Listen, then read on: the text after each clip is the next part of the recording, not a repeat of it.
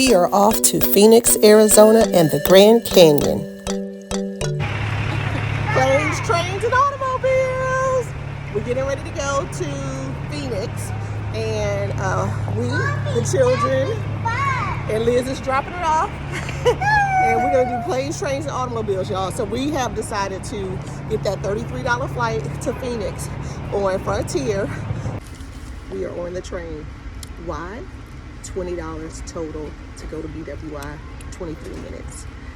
It's just better because we got those $33 flights on Frontiers. It was just a 5-minute wait. What are we on now? What are we on now? A bus. Where's the bus taking us? At the airport. I had to let Ellis stretch his legs in the airport so he would be a Ellis, compliant passenger. Where are we now?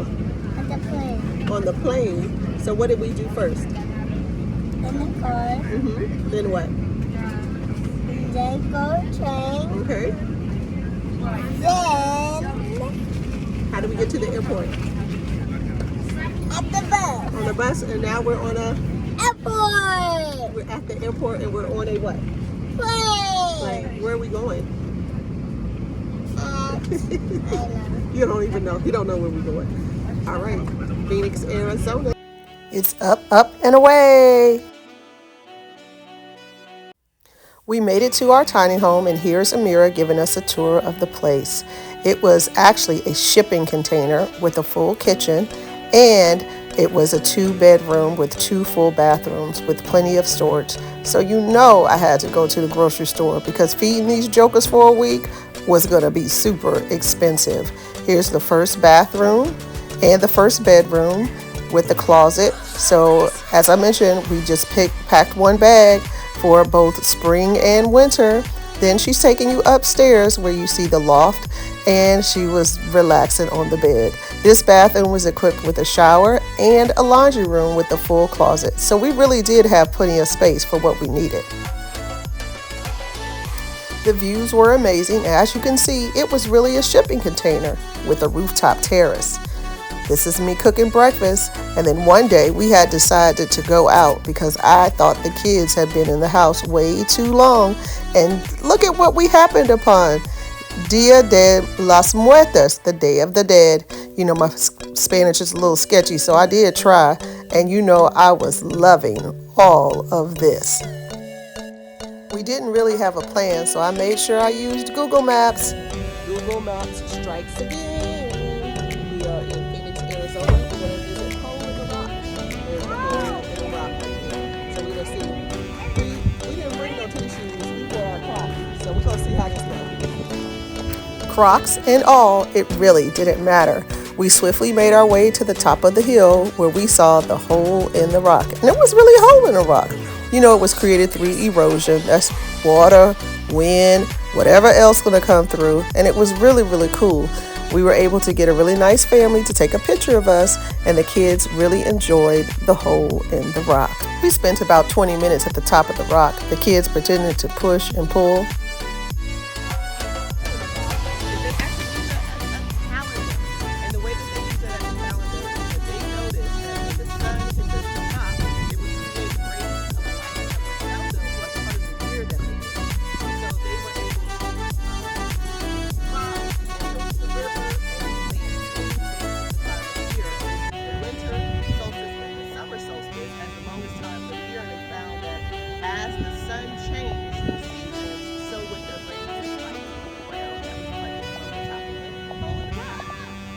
After we finished the hole in the rock, we went over to the Pueblo Museum.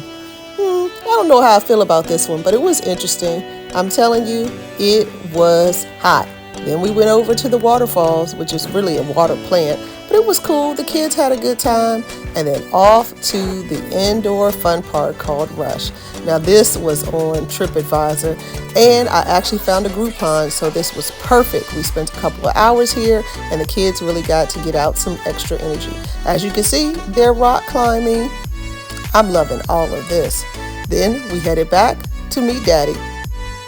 The next day, we went to the Natural History Museum in downtown Mesa. We found this great donut shop that also had a ridiculous amount of ice cream that we all shared. And after that, we headed to the Children's Museum. I always try to find the Children's Museum because it's great for all ages and it keeps the kids really busy.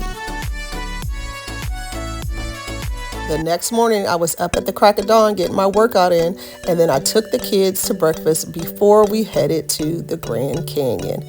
We made a stopover in Sedona, and it was absolutely beautiful. The downtown is cute and quaint, and there was some stuff for the kids to do.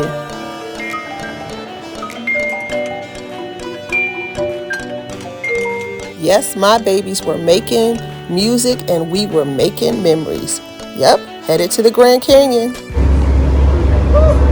Grand Canyon, y'all. It's cold. Say, y'all, it's cold. It's cold. Ooh, it's cold. What's So the temperature out here, man? it was 42 degrees.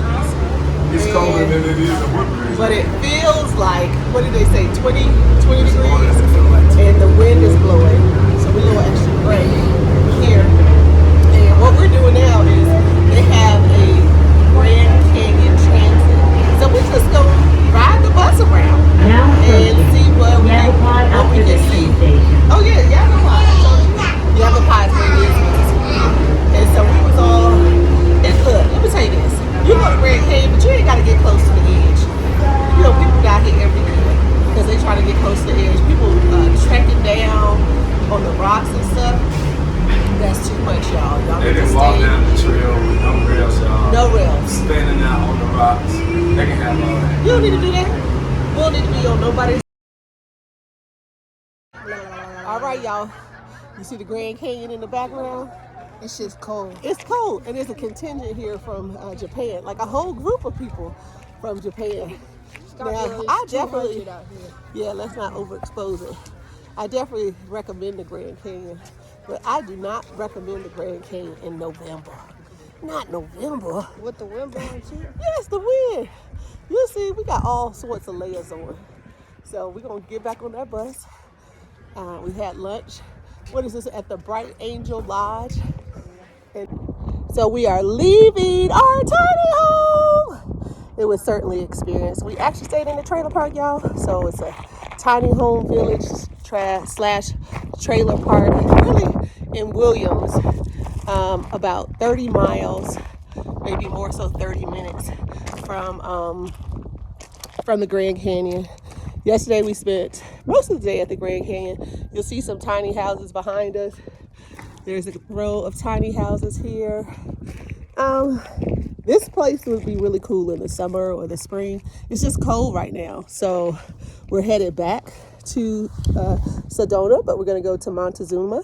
So we'll check in from there.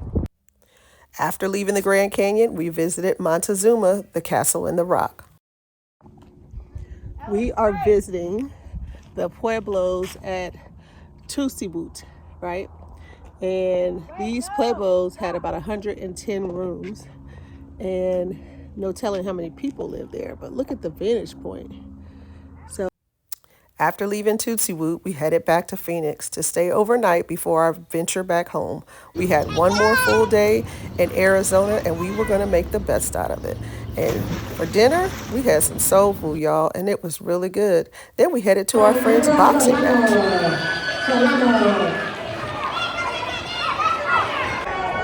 So the places we end up, you have people in every place you go. We just left my friend Danielle, and she was here for Women of Color in Pharmacy. So we just left there, and now we're at our boxing match from a fighting bro named Josh. And this is one of the biggest boxing events that they have in the city. So he does this annually. Ellis fell asleep, so he's tired, but look at all this.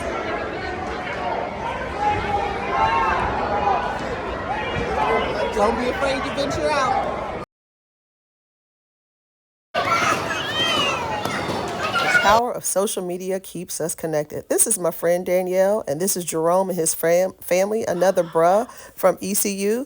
And we even had a chance to check out an arts festival before we left to go to the airport.